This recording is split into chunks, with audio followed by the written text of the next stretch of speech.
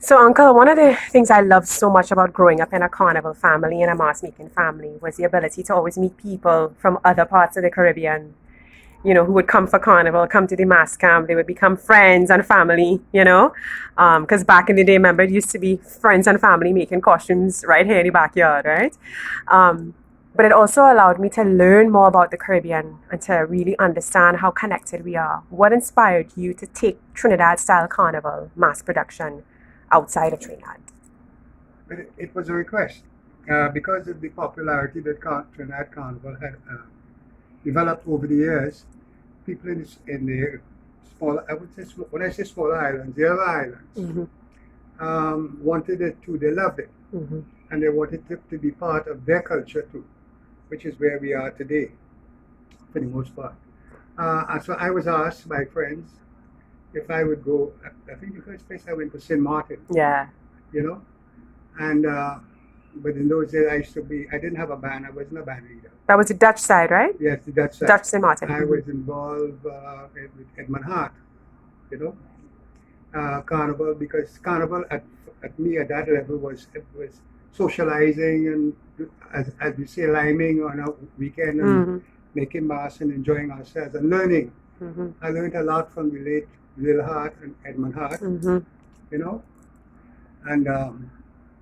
and it's through their influence that I learned. But I found that I had a natural interest in the development of Carnival. I liked the way things were being done, and I always found it very exciting, you know. So it was entertaining and exciting. But to answer your question completely, they asked me, knowing that I had that experience, if I could come and share with them and make Carnival for them, make a band for them. Yeah, because your background was in construction, right? Yes. So you're a handman, yeah.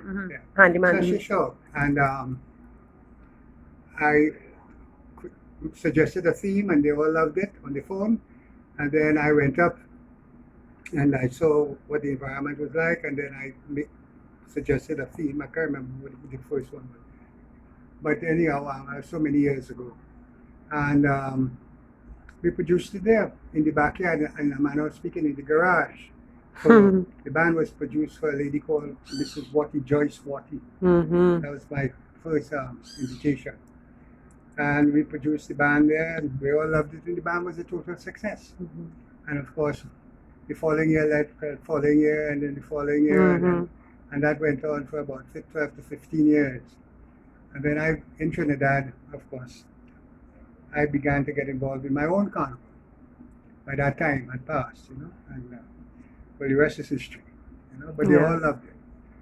But do you think that was again the catalyst for other islands to then look over and say, well, wait, we could try that too? Yes, because people talk, we communicate in the Caribbean, you know. They say, there was no social media then. I was saying, well, how did this? Well, a fella from Trinidad came up, and he went and he made, well, my sister-in-law fella from Trinidad who from this band, and that's how it is. So you get the different people coming from different bands. Right? I also did some work for Barbados, Antigua, but mostly for St. Martin, you know. And then, of course, as I became deeply involved in the management of Carnival from a band leader's perspective, and involved in the NCBA at the time. And what's the NCBA, for those who don't know? National Carnival Bands Association. Of which you were the? I was president. I was the longest serving president, 15 years. Anyhow. Banging! And real shutter. I did work in Miami through the NCBA in Toronto. Yeah. You know, again, you've been asked to come and help and produce, because they don't forget, we have a lot of Trinidadians and Caribbean people living in Toronto and Miami. So the rest is elementary. It just took off, you know, and we went on. But what I'm saying is that I was so involved in myself and my personal development. We were not even thinking of how it's materializing as a national product, because that's what was happening. Yeah. You know, and although I saw it at times and I tried to talk about it, nobody Well, wants that's what I want to touch to on. What talk type of about it. support were you getting from the carnival community, from the government, from the artistic No, community? well, you see, like I said, the government was interested. It was politically We're right. not blaming it. We're just trying to understand the I'm not mindset. Yeah. blaming nobody. I'm not blaming no You know our people political. sensitive. Yeah, I'm not blaming. Mhm. But as I say, government, they liked it. They found Mhm. the people was happy, but they didn't go with the imagination Right. of an international development. Mhm. It wasn't at that level. It was there to make it safe and There was no programming, no structure.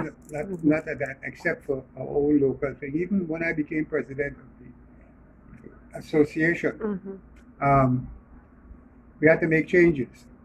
And I did get opposition from within my own group. Like, for example, I wanted a parade route because I found every day bands coming from all different directions trying to get into the savannah. We're taking so long in the savannah state. Even that, because we are people that don't like change. Trinidadians do not Yep. like change. Caribbean people on the whole, uncle. I Yeah, could no, tell you I that. agree. But yeah, Trinis for sure. We stubborn. We extra stubborn. We are not that disciplined. Yeah, We're not yeah. that. We like to do things. How should I put it? We what less? No, not really what. We like to do impromptu things. And we want Yes. to do it Yeah. for Yeah. Spontaneity. spontaneity. Excitement. We do our own thing Yeah. and we enjoy it and we stand up and we talk. But we like it to be natural We and don't want to be vibey. but even today, Mhm. if you're talking about a parade route and you have to move on, people will get upset because they want to be they want to be able to do what they want to. Yeah. So that's what I say. You know, we lack that level of discipline. Mm-hmm. So maybe we are approaching the level now where we need to have another approach. Yeah. More Because mature approach. more mature approach. We need to have the discipline to move in an orderly manner. Mm-hmm. We need to have the In a bands legal moving manner. and a legal manner so that people could see it because the people want to see the bands perform. They want to see the bands parading in costume. They don't want to see a set of people going on the road whining and just whining and you don't know what's happening. They're fed up of that. You know what's heartbreaking as you say that, uncle? And you know we talk about this offline all the time. It's heartbreaking for me, especially working in media for all these years, knowing and understanding the appreciation and the hard work that's gone into Carnival in Trinidad and how hard we work to promote it up the islands in places like Barbados, St. Martin, as you said, places like Jamaica, Cayman Islands, you know. When I go to these islands and I see how, you know, certain people and organizations have just stripped the carnival of its culture and of its meaning and they've just turned it into, for want of a better explanation, they've turned it into a sex show. They've turned it into debauchery. Like it's just an excuse to drink and pick up men and women. And when I try to talk about the meaning and the essence and the value of investing in it from a more serious, creative, educational standpoint, I'm laughed at, I'm ridiculed, I'm blocked. I'm ostracized. And I could imagine if that's what I'm experiencing and have been experiencing, what were you experiencing when you were trying to promote that more sophisticated and open way of sharing Carnival? What was the reaction? It's a question of who we are as a people. It has to do with your cultural experience as an individual. Remember, I always say, any nation born against a colonial background is born in a state of confusion. Mm-hmm. Because we don't understand who we are. Mm-hmm. So as we grow and we expressing ourselves in a manner of speaking, Mm-hmm. we don't want people to tell us anymore what we must do and what we mustn't do. We want to have self-expression. But that self-expression came at a cost. Mm-hmm. It came at the cost of looking disorganized, Mm-hmm. right? And not putting the type of discipline that you need to put into if you're talking about a parade. Yeah. Parade means one behind the other going up in a professional manner and doing a portrayal so that the people who are looking on, who came to look at you, could understand what you're doing. They don't want to see confusion. Yeah. They used to see portrayals in the savannah, but that was just for a brief moment. But what about all the people along the road? The parade route can't just be from the entrance to the savannah to where you come out of the savannah. That is the time when you saw the bands in their glory. Mm-hmm. There were a lot of people along the parade route, along the roadside, want to see that, but they couldn't afford to go to the savannah. And we used to have theatrical, dramatic presentations along with the parade. It wasn't just people jumping up by a drinks truck. But all that is part of aspects of it. Yeah. But the thing is, the idea is that There was more crowd artistry. grew. Mm-hmm. That's right. The crowd grew over the years. So what we needed to do was to bring the whole thing into a format where everyone can understand and appreciate. And perform. and see it, because that's what they want. Yeah. They came to see the bands perform, right? But They didn't come to see people get drunk. and the government had to put the necessary Yeah. infrastructure there, facilities like toilet facilities, Mm-hmm. waters, and then you had the people, as I say, Carnival creates opportunities for vendors to supply food and drink. Mm-hmm. Instead of having all these trucks, 12 million trucks in a band, and you can't see anybody on the scene as trucks. Mm-hmm. The only time you get to see the band is when it's crossing the Savannah stage or wherever it is done now. What do you think led to the direction that Carnival took, say, in the last 2 decades? What do you think has led to the direction that Carnival has taken now? Well, I say the outside influence, and because we were not looking at it from the perspective which we are looking at it now. Local development. Local development. Community development. Expressing ourselves as a people. We were more interested in enjoying ourselves. Because once you start to tell people about staying in order and staying in a section, it's not that they hate it as such. It's that I came here to enjoy myself, you know. I ain't come here to stay stereotype. Good time. Like I'm in the army and just lock up in this section going down the road. I came here to move and go and talk to my friend. She might be here or she might be in front in a different section. I want to leave and go and meet them. And that is where the whole thing appears to be disorganized. But the masquerader, in his way, is enjoying himself. Right. But to the viewer, the people who are coming to see the carnival, we look disorganized. Right. You Right. see, so it's a matter of, at the time, and by now we should begin to understand, we weren't ready for this phase, so we're ready for it now. Great. I want to pause there and pick up again with ideas as to how we can create that order and structure We and have to still be- allow people to have a good time. That's correct. We can do that.